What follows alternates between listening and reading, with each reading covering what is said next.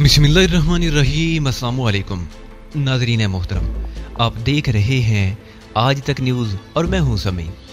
इससे पहले आप इस कहानी की 287 किस्सा सुन चुके हैं और अब 288 किस्त मुलाहिज़ा फरमाएं। तो क्या मैं तुमको जिंदा दरकोर हो जाने दूं? तहजीब रो पड़ी। ये कभी नहीं हो सकता अली, कभी नहीं हो सकता। मैं सवाल करती हूँ, मेरी जगह तुम होते तो तुम्हारा रद्द अमल क्या होता? जनरल सन्नाटे में आ गया था। तहजीब ने उसकी बिसात उलट दी थी। वो शिकस्त खा गया था। कहती कहाँ है तहजीब? जनरल ने भर्राई हुई आवाज में पूछा। वो खैरियत से है जनरल, मैं उसे कोई नुकसान नहीं पहुंचा सकती। बड़ी एहतियात से उसे बेहोश किया है। इस वक्त मास्टर कंट्रोल रूम पर मेरा कब्जा है और अब वही होगा जो मैं चाहूंगी।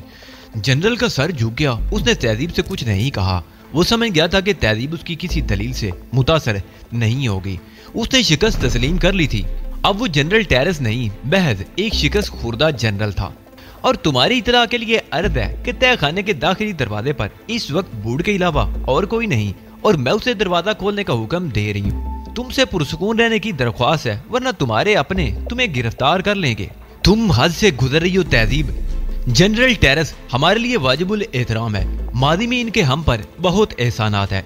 क्या उन एहसानात का सिला तुम इस तरह अदा कर रही हो? मैंने वसीले अंदाज में कहा। ये दोनों मियाँ बीवी मेरे भी मोहसिन अली। मुझे भी तो ये देखना है कि मैं बेबसी से तुम्हें मौत में मुंह जाते देखती रहूं या तुम्हारी रिहाई के लिए हाथ पैर मारूं। तुम्हारे मुकाबले पर कोई भी हो, मेरी नजर में वो कुछ नहीं। तुम्हारी जगह मोशी आवड़ या उसकी तंजीम का कोई होता तो वो भी यही करता जो तुम कर रही हो।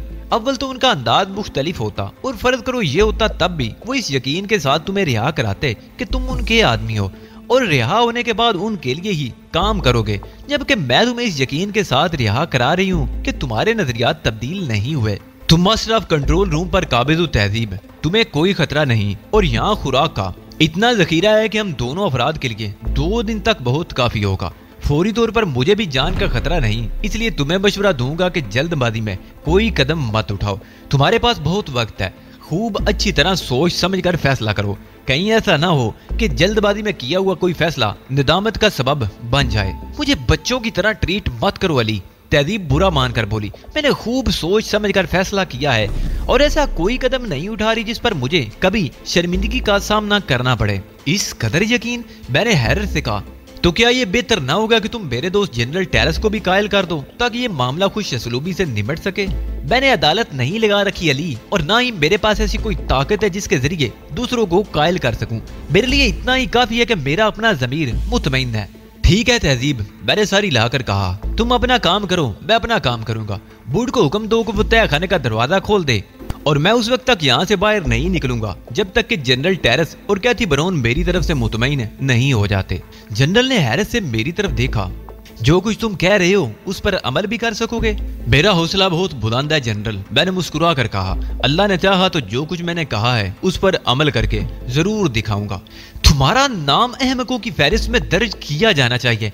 तहजीब की झुंझुलाई हुई आवाज आई। यहूदी हर किस्म की हमाकत से मुबर्रा होकर आलम इस्लाम के खिलाफ साजिशें कर रहे हैं और एक तुम हो कि तुम्हें जातियात ही से फुर्सत नहीं मिल रही।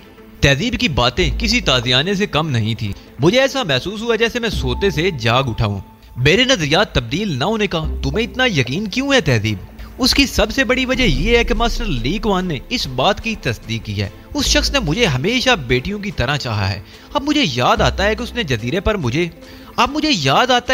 पर उसने मुझसे बस औकात ऐसे जुमले बोले थे जिसका मफहूम उस वक्त पूरी तरह वाज़े नहीं हो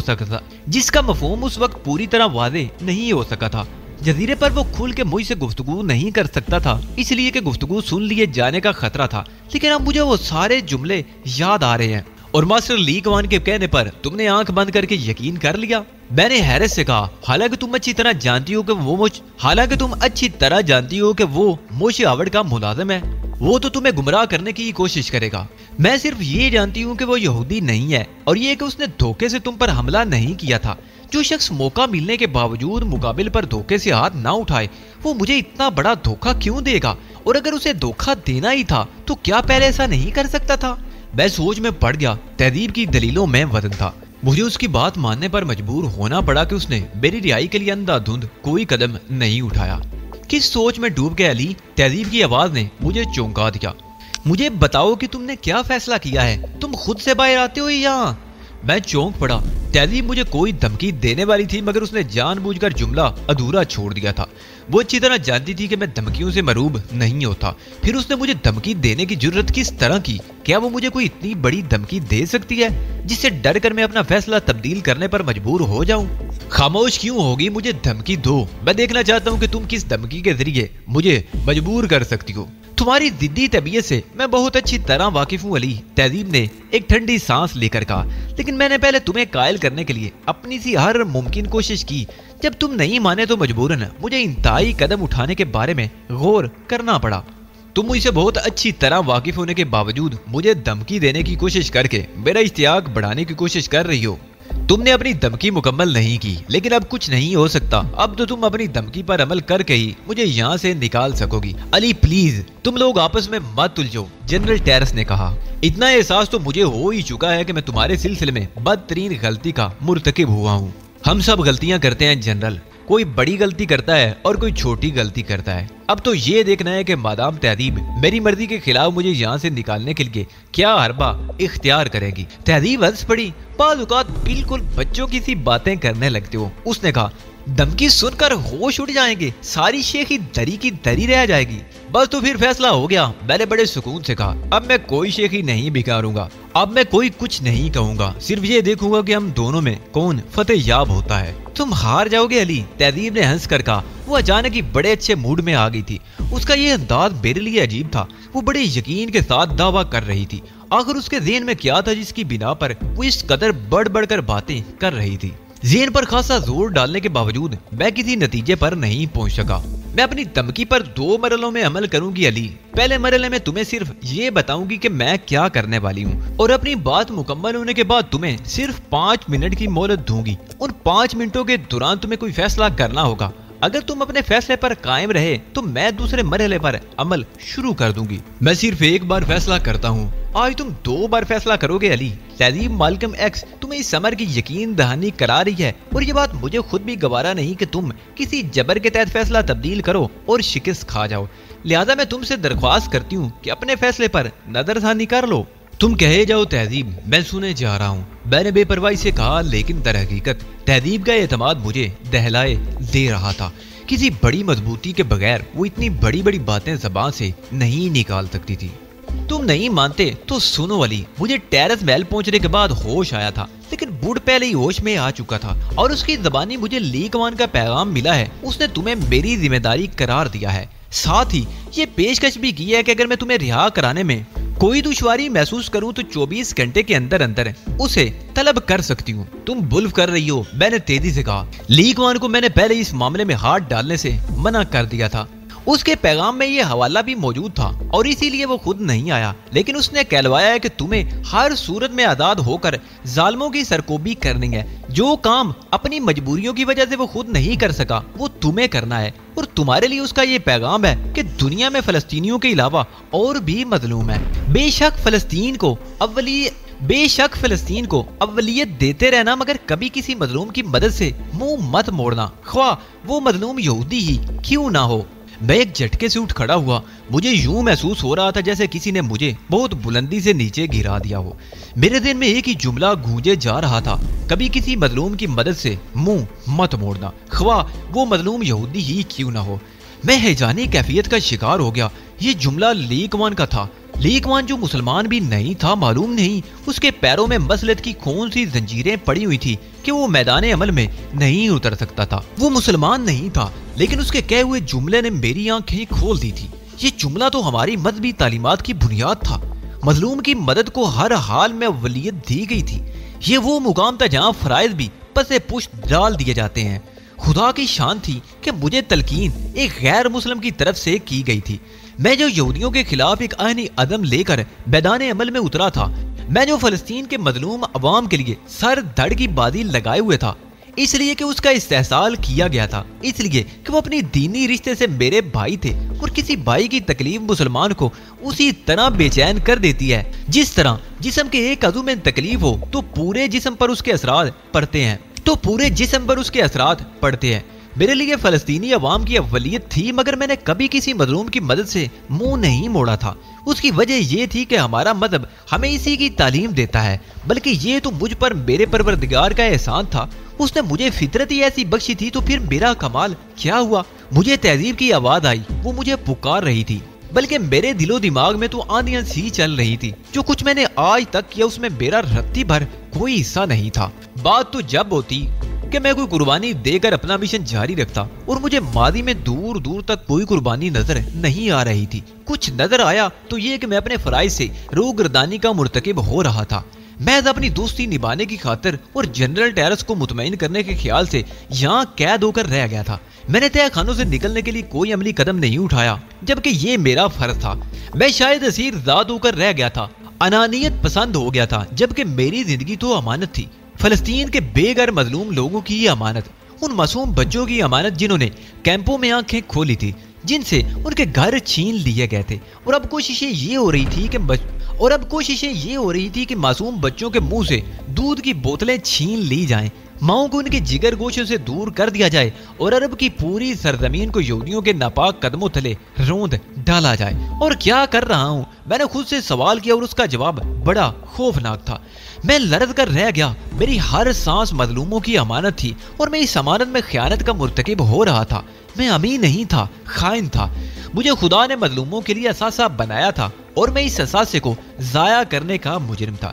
قبر میں منکر نکیر مجھ سے سوال کرتے تو میں کیا جواب دیتا؟ میں نے اس اثاثے کو کس طرح ضائع کیا؟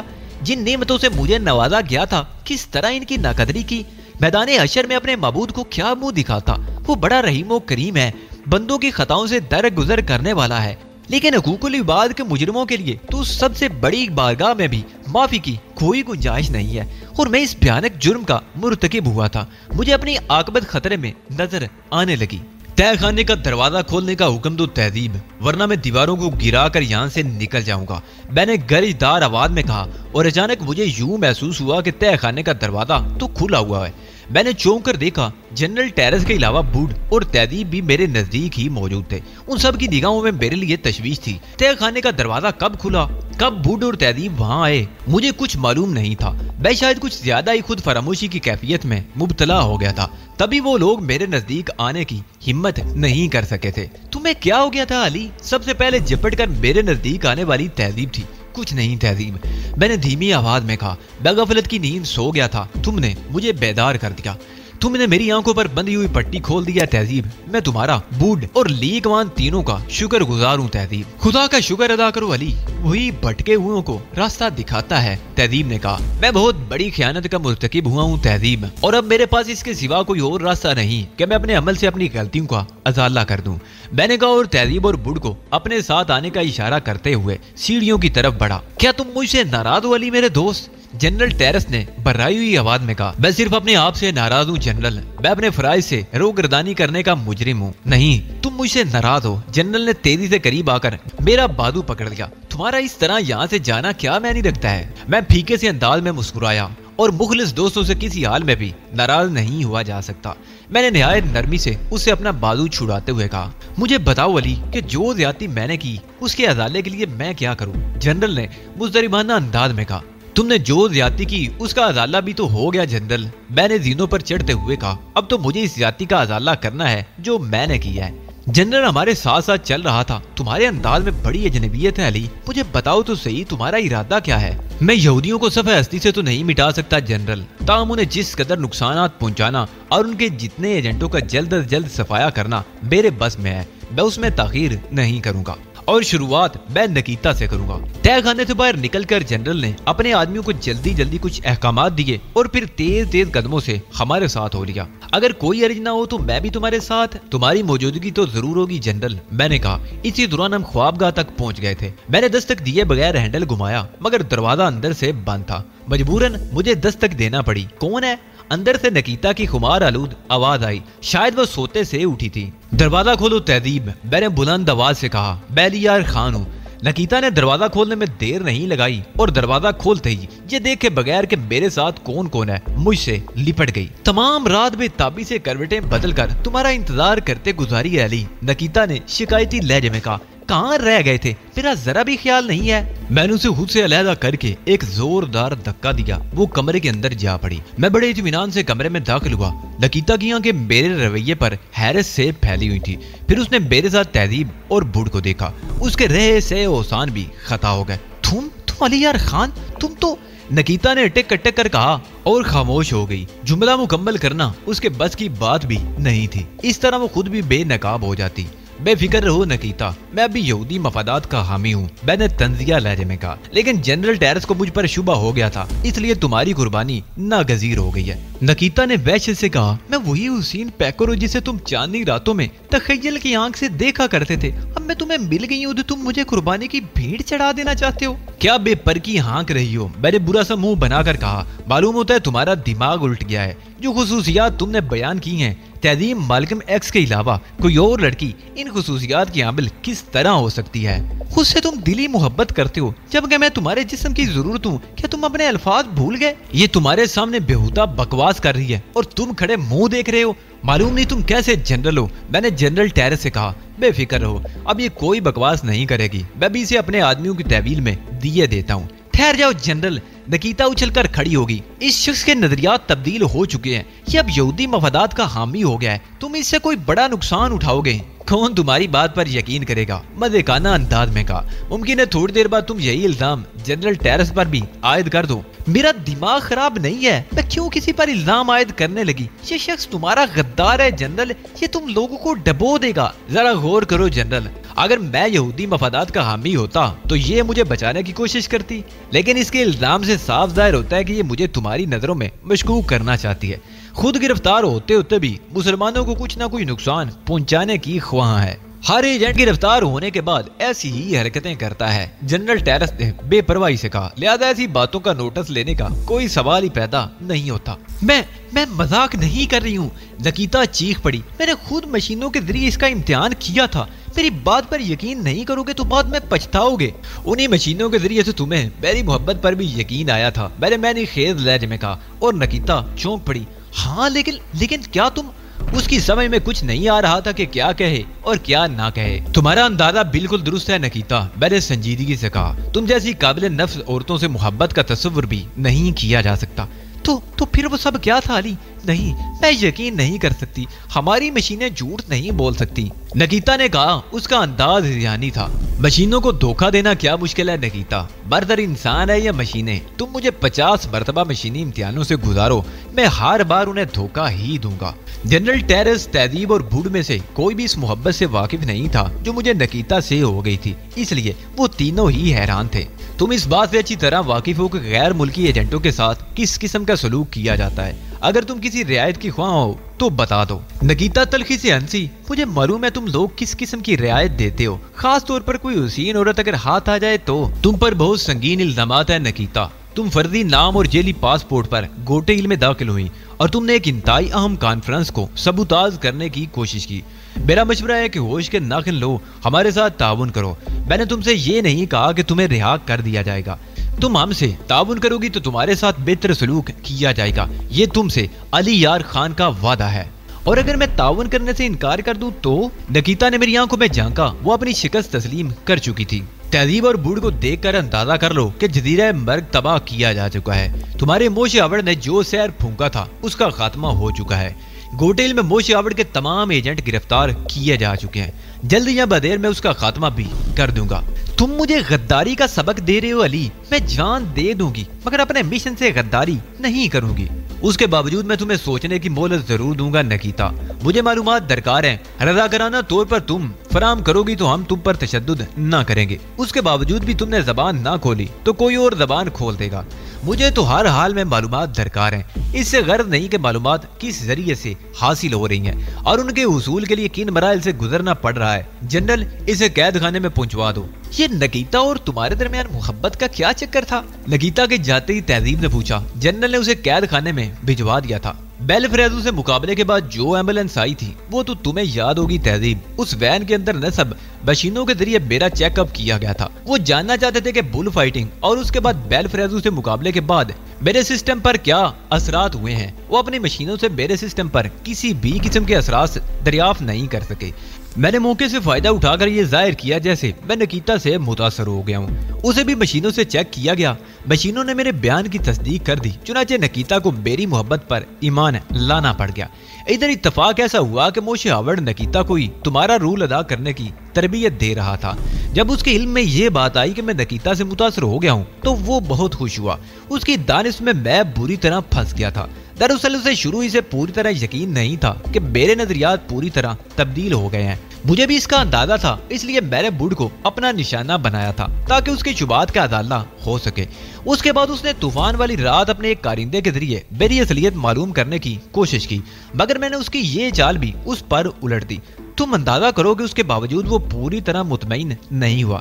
نکیتا کو ہدایت کی گئی تھی کہ کسی وقت بھی مجھے تنہا نہ چھوڑے۔ تمہارے میک اپ میں ہونے کی وجہ سے نکیتا کے لیے یہ کام بے حد آسان ہو گیا تھا، لیکن افسوس کہ موشی ہاورڈ کو بہت بڑی رسک اٹھانا پڑی۔ مجھے اس بات پر حیرت ہے علی کہ جن مشینوں پر انہیں اتنا ناز ہے تم ان مشینوں کو کس طرح دھوکہ دے گئے۔ جنرل ٹیرس نے کہا، اس کا کریڈٹ لی کوان کو جاتا ہے جنرل، اب میں خود پر ہر قسم کی کیفیات طاری کر سکتا ہوں۔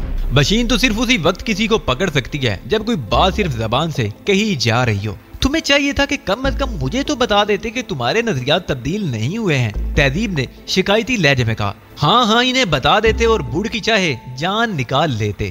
بوڑھ نے کہا اور جنرل ٹیرس ہنس پڑا۔ میں تم سے معذرت چاہتا ہوں بوڑھ، لیکن اگر اس ڈرامے کی ایسے ضرورت نہ ہوتی تو میں ہرگز تمہیں تختہ مشن نہ بناتا۔ اور تہذیب تم تو جانتی ہو کہ وہاں گفتگو سن لیے جانے کا کس قدر خطرہ تھا۔ میں تمہیں بتانا چاہتا تو بھی بتا نہیں سکتا تھا۔ بوڑھ برا سا منہ بنائے بیٹھا تھا۔ میرے خاموش ہوتے ہی بولا، تم بہت ذہین ہو چیف، میرے ایک سوال کا جواب بھی دے دو، آخر ہمیشہ بوڑھی بیچارہ کیوں تختہ مشق بنتا ہے؟ اوہو، میں تم سے معذرت کر چکا ہوں، مگر معلوم ہوتا ہے ابھی تک تمہارا دل صاف نہیں ہوا۔ خیر کوئی بات نہیں، تم چاہو تو مجھ پر جرمانہ کر سکتے ہو۔ اچانک انٹرکام کا بدر بجا۔ میں نے جنرل کو انٹرکام کا ریسیور اٹھانے کا اشارہ کیا۔ جنرل نے ریسیور اٹھا کر دوسری طرف سے کہی جانے والی بات سنی اور پھر دوسری طرف موجود شخص کو ہولڈ کرنے کا کہہ کر مجھ سے مخاطب ہوا۔ یہودی ایجنٹوں کی گرفتاری کا آپریشن تقریباً مکمل ہو چکا ہے، مگر ڈیوڈ ریان نہیں مل سکا۔ ہمارے آدمی اس کی گھات میں ہیں، ان سے کہہ دو کہ اب اسے گرفتار کرنے کی ضرورت نہیں، میں نے کہا، اور جنرل نے کوئی سوال کیے بغیر میری بات دہرا دی۔ پھر وہ انٹرکام بند کر کے مجھ سے بولا، تم نے اس کی گرفتاری سے ہاتھ کیوں اٹھا لیا؟ ہاتھ اٹھایا نہیں جنرل، بلکہ اس پر تو میں خود ہاتھ ڈالوں گا، میں نے اٹھتے ہوئے کہا۔ وہ اس بساط کا اہم ترین مورا ہے اور مجھے شبہ ہے کہ اب اس کا ہاتھ آنا مشکل ہے۔ جب اس کا ہاتھ آنا مشکل ہے تو تم کہاں جا رہے ہو؟ جنرل نے کہا۔ میں اس کے ہوٹل کی طرف جا رہا ہوں، میں نے تہذیب کو بھی اٹھنے کا اشارہ کرتے ہوئے کہا۔ ممکن ہے میں اس کا کوئی سراغ حاصل کرنے میں کامیاب ہو جاؤں، میں تمہارے حفاظتی کارڈ کا بندوبست کر دوں۔ ہرگز نہیں جنرل، مجھے ان جمیلوں میں الجھانے کی کوشش مت کرنا، ایک مجاہد کو کسی حفاظت کی ضرورت نہیں ہوتی۔ اچھا تو پھر یوں کرو کہ کیریڈور میں جاؤ تاکہ بوقت ضرورت تم سے رابطہ میں کر سکوں۔ اس میں کوئی حرج نہیں، میں نے کہا، اور بوڑھ میری واپسی تک تم الرٹ رہو گے، ممکن ہے مجھے تمہاری ضرورت پیش آ جائے۔ 4 منٹ بعد میں ریڈیو کار میں ٹیرس محل سے باہر نکل رہا تھا۔ تہذیب برابر والی سیٹ پر موجود تھی۔ مجھے امید تو نہیں، لیکن میں محض ایک مہم امکان کے پیش نظر وہاں جا رہا ہوں۔ میں نے تہذیب سے کہا، شاید کوئی غیر اہم سا آدمی اس فہرست میں شامل ہونے سے رہ گیا ہو اور وہ ڈیوڈ ریان کی نشاندہی کر سکے۔ تم رات بھر کے جاگے ہوئے علی، تہذیب نے کہا، یہ کام تم کسی اور سے بھی تو لے سکتے تھے، تمہارا خود جانا تو ضروری نہیں تھا۔ میرے ساتھ تمہاری موجودگی ضروری تھی تہذیب، اس لیے میں تمہیں لے کر آیا ہوں۔ میرا مطلب ہے میری اور نکیتا کی آنکھ اسی ہوٹل میں کھلی تھی۔ ہوٹل کے سٹاف نے ہمیں دیکھا ہوگا، اب تم میرے ساتھ جاؤ گی تو یہی سمجھا جائے گا کہ ہم دونوں وہی ہیں جو وہاں ٹھہرے تھے۔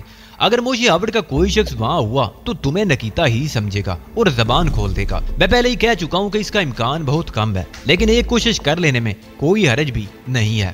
ہوٹل پہنچنے کے بعد میں نے نچلی منزل میں واقع ریستوران کا رخ کیا، جہاں اس وقت چاندی میزیں آباد نظر آ رہی تھیں۔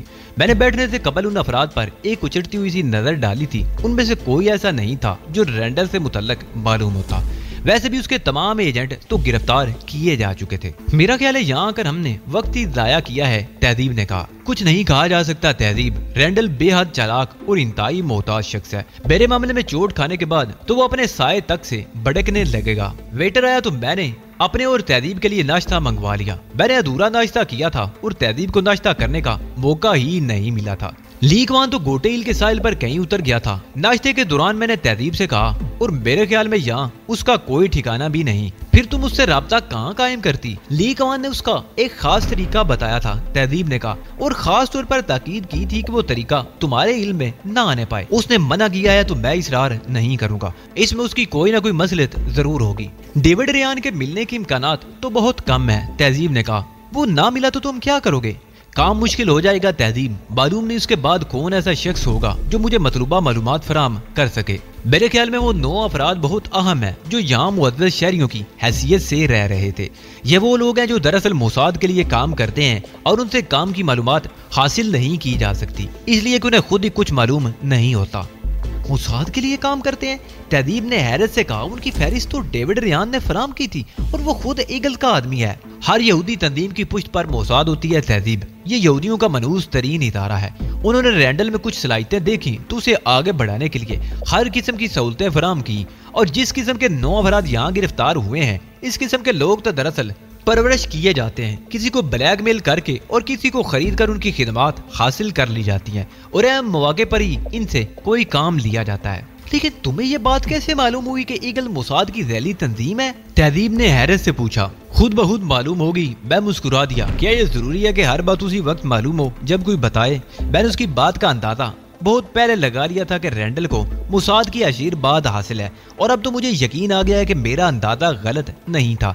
रैंडल में इतनी हिम्मत हो ही नहीं सकती थी कि वो मोसाद की मर्जी के बगैर इतनी बड़ी और मुनज़्ज़म तंजीम कायम कर सके। नाश्ता खत्म हो चुका था। मैंने वेटर से बिल लाने को कहा और तहजीब से बोला, वापस जाने से कबल हम होटल का एक चक्कर लगाएंगे। जैसे तुम्हारी मर्जी अली, वैसे इस मटर गश्ती से बेहतर था कि तुम किसी और एजेंट पर तबे आजमाई कर लेते। मैंने कोई जवाब नहीं दिया। जवाब देता भी तो क्या देता, मैं तो खुद बेयकीनी की कैफियत में मुबतला था। मुझे एहसास भी था कि जजीरा मर्ग की तबाही और गोटेल में ईगल के एजेंटों की गिरफ्तारी के बाद मेरे लिए खतरात में बेहद इजाफा हो गया है। वो लोग आतिशी इंतकाम बुझाने के लिए मुझे सरे राह शूट भी कर सकते थे, लेकिन मुझे उनकी कोई खास परवाह नहीं थी। कहीं ना कहीं तो इस खेल का इख्तिताम होना ही था। वेटर बिल लेकर आया और उसने खास अंदाज से बिल मेरे सामने रखा। मैंने बिल को बड़े गौर से देखा। उस पर अलहदा से अंग्रेजी हरूफ में टाइप किया गया था 23 सिविल लाइन DR। बिल अदा करने के बाद मैंने तहजीब को उठने का इशारा किया और वो मेरे साथ चल पड़ी। मैं रेस्टोरेंट से निकलकर पार्किंग की तरफ जा रहा था। बेहतर यही है, तहजीब ने कहा, कि हम वापस चले चलें। इस तरह वक्त जाया होने से बचेगा।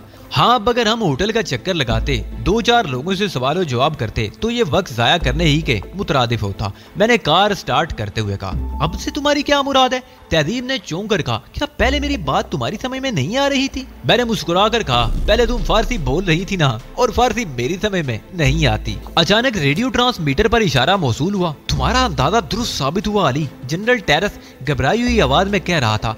हमारे बहरी बेड़े पर फिजाई हमला कर दिया गया है। तफसील से बताओ जनरल, मैं घुर्राया। हमला कब हुआ और कहाँ हुआ और किसने किया? बेड़े पर हमला करने वाले त्यारे शी गुराए से उड़े हैं, मगर वो बेड़े पर हमला करने में कामयाब नहीं हो सके। फिजाइया ने उन्हें संभाल लिया है। ये मार्का गोटेल के साहिल से कोई 50 मील दूर खुले समंदर के ऊपर हुआ है। शी गुराए?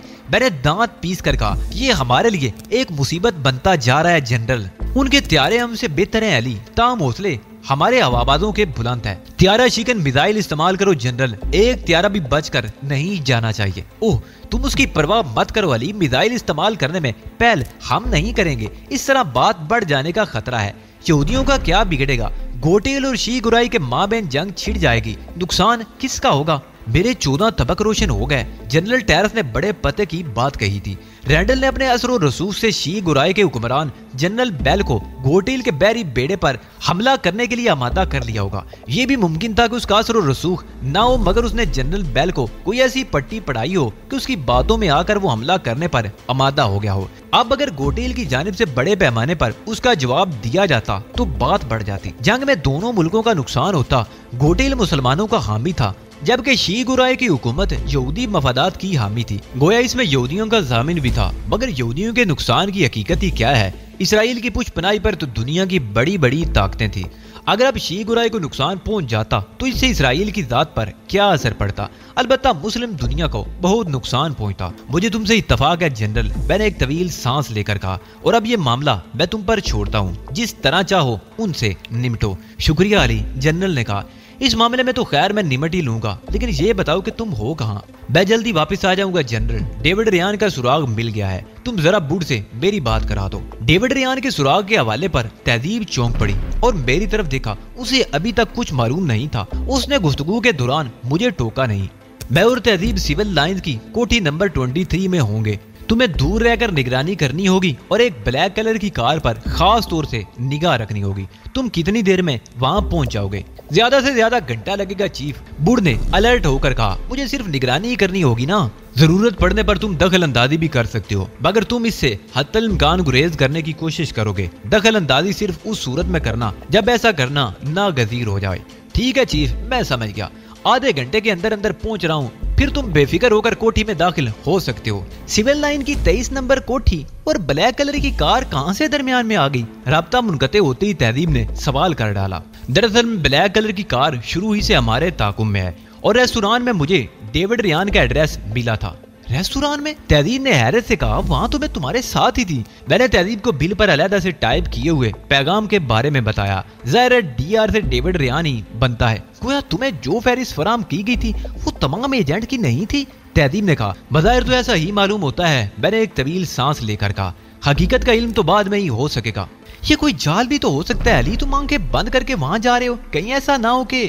جال ہو سکتا ہے مت کہو تہذیب، یہ کہو کہ یہ ایک جال ہی ہے۔ ڈیوڈ ریان کی معلومات کے ذریعے کے بارے میں تو میں کچھ نہیں کہہ سکتا، مگر یہ بات طے ہے کہ اس کے علم میں سب کچھ آ چکا ہے، لہذا اب وہ ہوٹل کا رخ تو کرے گا نہیں۔ اس کے علاوہ ایک بات یہ بھی ہے کہ گوٹیل بھی ایگل کے ٹھکانوں سے واقف نہیں۔ ڈیوڈ ریان نے ہمیں ایک پتہ فراہم تو کیا تھا، لیکن یہ نہیں کہا تھا کہ اس کے پیچھے کون سا جذبہ کار فرما ہے۔ یہ تو ہرگز بھی نہیں مانا جا سکتا کہ وہ وہاں میرا استقبال کرنے کے لیے موجود ہوگا۔ اول تو انہیں توقع ہی نہیں ہوگی کہ میں وہاں پہنچوں گا، انہیں یقین ہوگا کہ وہاں چھاپا پڑے گا، اور اگر وہاں چھاپا پڑا تو اندازہ کرو میری پوزیشن کیا ہوگی۔ اگر ان کے ذہنوں میں میری طرف سے تھوڑا سا بھی شک و شبہ باقی ہے تو بھی دور ہو جائے گا۔ تم ایک خطرناک قدم اٹھا رہے ہو علی، تہذیب نے تشویش سے کہا، سب کچھ جانتے ہوئے بھی تم پھنسنے کے لیے وہاں جا رہے ہو۔ مجھے وہاں جانا ہی ہوگا تہذیب، اگر میں نہ گیا تو اس کا مطلب بھی یہی ہوگا کہ موشی ہاورڈ کی تنظیم کو میں نے ہی نقصان پہنچایا ہے، لہذا اپنی پوزیشن صاف کرنے کے لیے میں نے یہ خطرہ مول لینے کا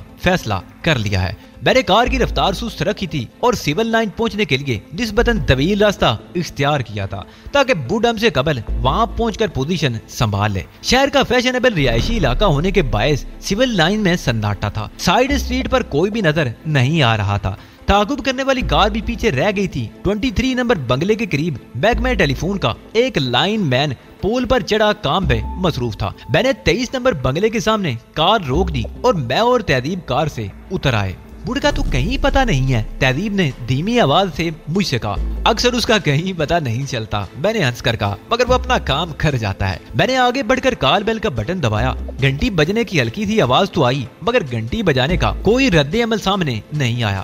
ایسا معلوم ہوتا ہے بنگلہ خالی پڑا ہے، تہذیب نے کہا، کسی بھی قسم کی آواز سنائی نہیں دے رہی۔ یہاں کے ہر بنگلے کو دیکھ کر یہی محسوس ہوتا ہے۔ میں نے کال بیل دوبارہ بجائی۔ اس بار کچھ انتظار کرنے کے بعد دوسری طرف سے قدموں کی چاپ ابھری تھی اور ایک مقامی سیاہ فام نے ذیلی کھڑکی کھول کر باہر جھانکا تھا۔ کیا بات ہے؟ اس نے جھٹکے دار آواز میں کہا، تمہیں معلوم نہیں صاحب لوگ باہر گیا ہوا ہے؟ میں نے اسے گہری نظروں سے دیکھا۔ تم چوکیدار ہو؟ میں نے اس سے سوال کیا۔